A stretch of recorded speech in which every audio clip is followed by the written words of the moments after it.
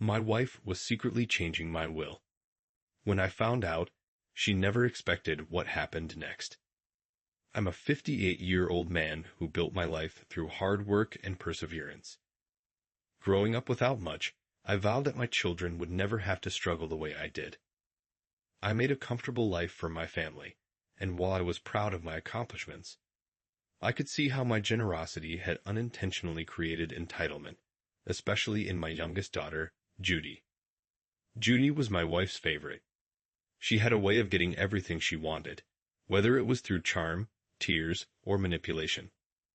I'd always been firm with her, trying to teach her responsibility, but my wife constantly undermined me.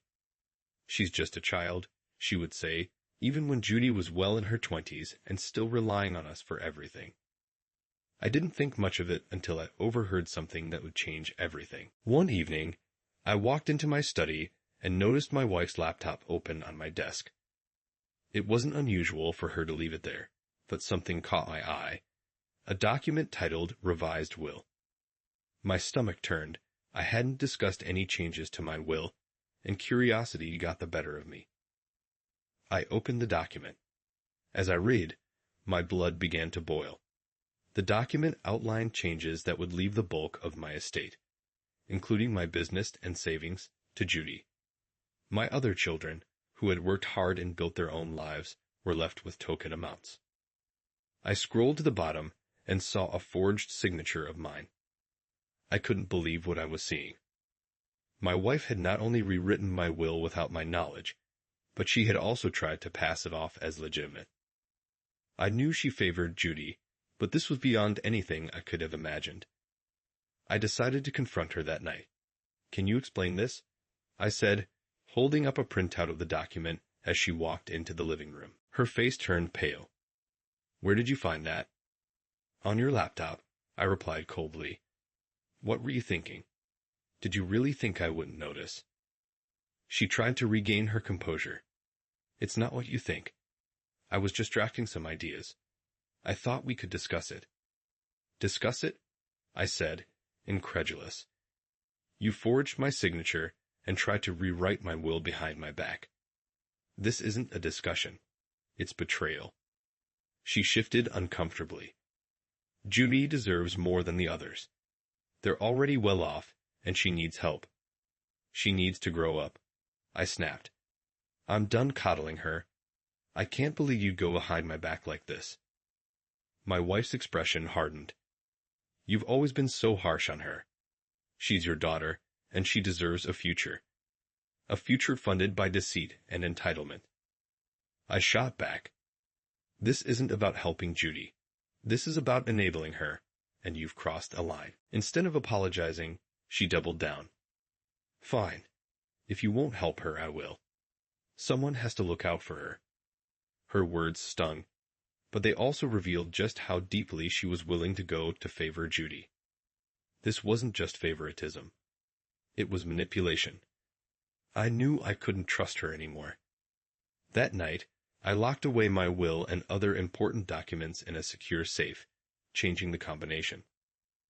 I also contacted my lawyer the next morning to discuss what I had found. He confirmed what I suspected. Her actions were not only unethical, but illegal. If she had filed that forged document, it could have led to years of legal battles for my other children. "We need to protect your assets immediately," my lawyer said. "Freeze any accounts she might have access to, and we'll draft a new will with stricter safeguards." The following days were tense. I didn't tell my wife about the steps I was taking, but she must have sensed something was off. She became defensive and distant, constantly checking in on my activities. Meanwhile, I started noticing subtle changes in her behavior. She was spending more time with Judy, whispering behind closed doors and making odd phone calls.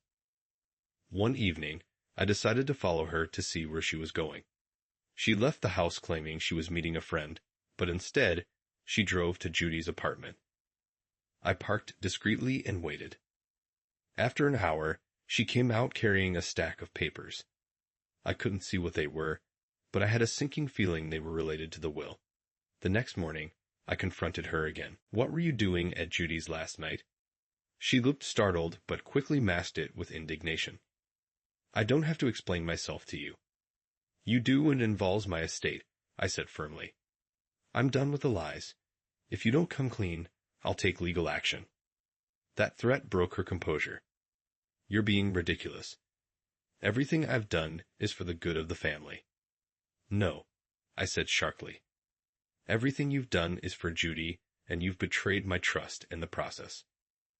Her entitlement was staggering. She genuinely believed she was justified in rewriting my will and manipulating me, but I wasn't going to let her get away with it. The confrontation with my wife was the tipping point. I could no longer ignore how far she was willing to go. Not just to favor Judy, but to undermine everything I'd worked for. I decided it was time to act decisively. The first thing I did was hire a forensic document expert to analyze the forged will. My lawyer advised me that having proof of the forgery would be critical if my wife tried to challenge the legal documents I was preparing. Sure enough, the expert confirmed that my signature had been forged. With this evidence, I filed for a legal injunction to prevent any tampering with my assets. Meanwhile, I decided to sit down with my other children. They needed to know what was happening. Over coffee one Sunday morning, I laid everything out for them. This is about more than just the will, I told them.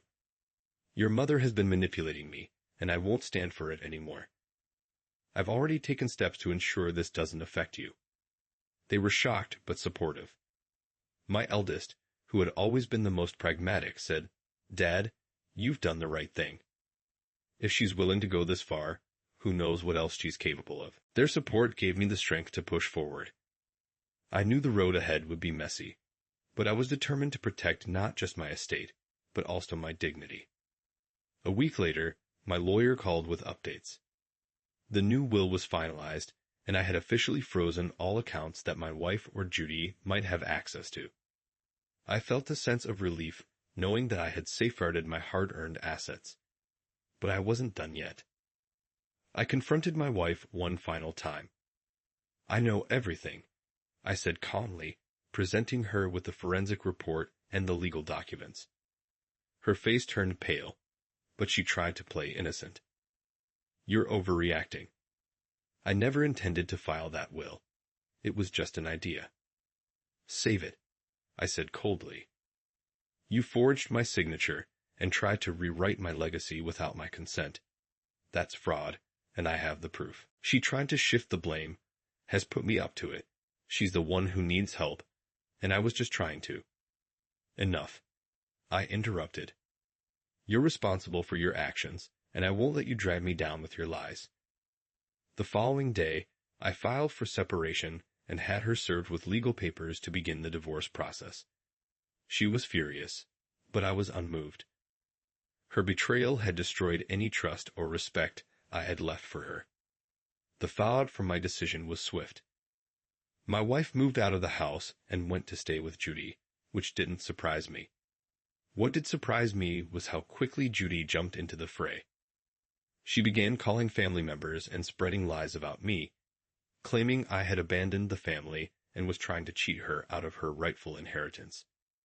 Her smear campaign didn't hold up for long, though. I had already spoken to my lawyer about releasing key evidence to close family members if needed. When the truth about the forged will and my wife's actions came to light, the family quickly turned on them. Judy and my wife doubled down on their entitlement, threatening to take me to court for unfair treatment. I welcomed the challenge. My lawyer reminded me they don't have a leg to stand on. If they try to fight this, they'll only embarrass themselves further. Sure enough, when my wife's lawyer attempted to file a petition challenging the distribution of assets, the court rejected it outright. The forged will, coupled with my legal documentation of their actions, was undeniable. Their attempt to manipulate the system had backfired spectacularly. With my wife and Judy publicly exposed, the dominoes began to fall. Friends and extended family, who had initially sympathized with them, quickly distanced themselves. Even Judy's social circle seemed to dwindle as people realized the extent of her entitlement. My eldest daughter reached out to me one evening. Dad, I know this has been hard, but you've handled it better than I ever could have. We're proud of you for standing your ground." Her words meant everything to me. For the first time in months, I felt a sense of closure. I had fought to protect not just my assets, but the principles I stood for, and it had been worth it. In the end, my wife's actions had only brought about her downfall. The divorce was finalized within months, and I was granted sole ownership of my estate. Judy, meanwhile, was left scrambling to find financial support elsewhere. I heard through the grapevine that she had tried to manipulate a distant relative into helping her, but was met with rejection.